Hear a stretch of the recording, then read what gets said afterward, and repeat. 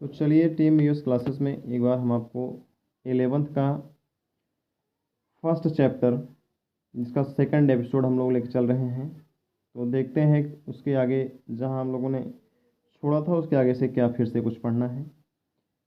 भौतिक एवं रासायनिक गुणधर्म, फिजिकल एंड केमिकल प्रॉपर्टीज़। तो भौतिक एवं रासायनिक गुणधर्म क्या होते हैं? पहला है भौतिक गुणधर्म, ऐसे परिवर्तन जिनमें कोई नया पदार्थ नहीं बनता है, भौतिक परिवर्तन कहलाते हैं।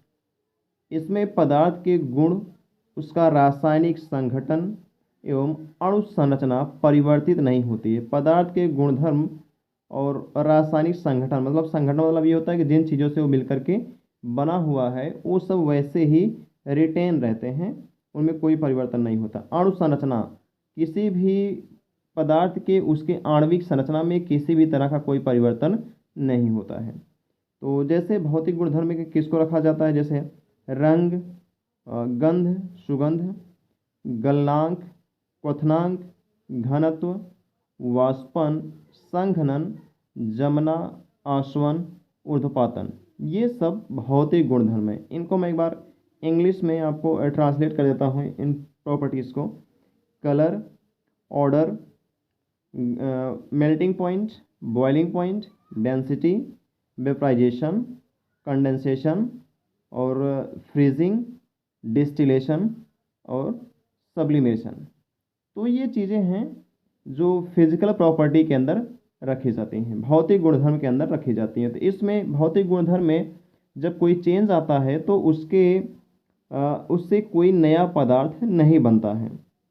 जबकि दूसरा है रासायनिक परिवर्तन, उससे क्या होता है, रासायनिक गुणधर्म, उसमें क्या होता है, ऐसे परिवर्तन जिनमें नए पदार्थ का निर्माण होता है रासायनिक परिवर्तन कहलाते हैं। जाहिर सी बात है कि इसमें दो या दो से अधिक पदार्थ आपस में एक क्रिया करते हैं तो उस क्रिया के दौरान किसी नए पदार्थ का निर्माण होता है।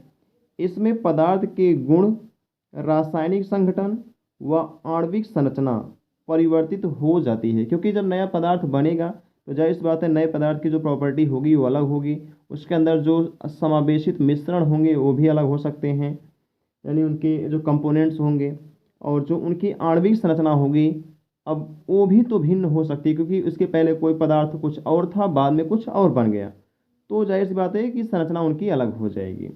अब इसमें क्या, जैसे जलना, बर्निंग, जंग लगना, रस्टिंग, किण्वन, फर्मेंटेशन, संयोजन व वियोजन अक्रिया यानी कॉम्बिनेशन एंड डिसोसिएशन रिएक्शन, समावयवता, आइसोमेरिज्म। समावयवता क्या होती है? ये ऐसी प्रक्रिया है जहाँ पर एक ही पदार्थ के परिवर्तन होने से उसी पदार्थ के जरिए किसी नए पदार्थ का निर्माण हो जाता है। हालांकि इसको आगे हम लोग आगे डिटेल में इसकी पूरी कहानी ये पढ़ेंगे, तो अभी यहाँ पे हम लोग इसको ऐसे देख लेते हैं, आगे तो पढ़ना ही है, सिलेबस में है ही। आगे देखते हैं अगली हेडिंग, अपरूपता क्या होती है? एलोट्रॉपी, किसी तत्व के दो या दो से अधिक रूपों में पाया जाना ही अपरूपता कहलाती है। ये एक प्रक्रिया होती है, प्रोसेस होती है अपरूपता। हालांकि उन पदार्थों को जो दो या दो से अधिक रूप में पाए जाते हैं उन्हें एक दूसरे के अपरूप कहते हैं, जबकि उस क्रिया को अपरूपता कहते हैं। तो किसी तत्व के दो या दो से अधिक रूपों में पाया जाना ही क्या है, उसकी अपरूपता कहलाती है। जैसे अब कार्बन है तो कार्बन के कितने रूप होते हैं? 3 रूप होते हैं, जैसे हीरा, ग्रेफाइट और फुलरेन। तो ये 3 फॉर्म्स होते हैं किसके? कार्बन के। और बहुरूपता क्या है? पॉलीमॉर्फिज्म, किसी पदार्थ का दो या दो से अधिक क्रिस्टलीय रूप में पाया जाना बहुरूपता कहलाती है। जरा यहाँ देखना, इन दोनों में अंतर है। दो या दो से अधिक रूप में पाया जाना अपरूपता, यानी ये जो है एक ही पदार्थ अलग अलग रूपों में पाया जाता है, जबकि यहाँ पे अलग अलग रूप में पाए तो जाएंगे लेकिन किस फॉर्म में? क्रिस्टल के फॉर्म में, क्रिस्टलीय रूप में पाए जाते हैं। तब ऐसी स्थिति में इसे क्या बोलते हैं? बहुरूपता कहते हैं। जरा सा इनमें चेंज है, थोड़ा सा परिवर्तन है, आप इसको ज़रूर ध्यान दीजिएगा। जैसे जिंक सल्फाइड के 2 रूप हैं, एक तो जिंक ब्लेंड और दूसरा वुड्सराइट। तो ऐसे ही अपरूपता इसको बोलते हैं हम लोग।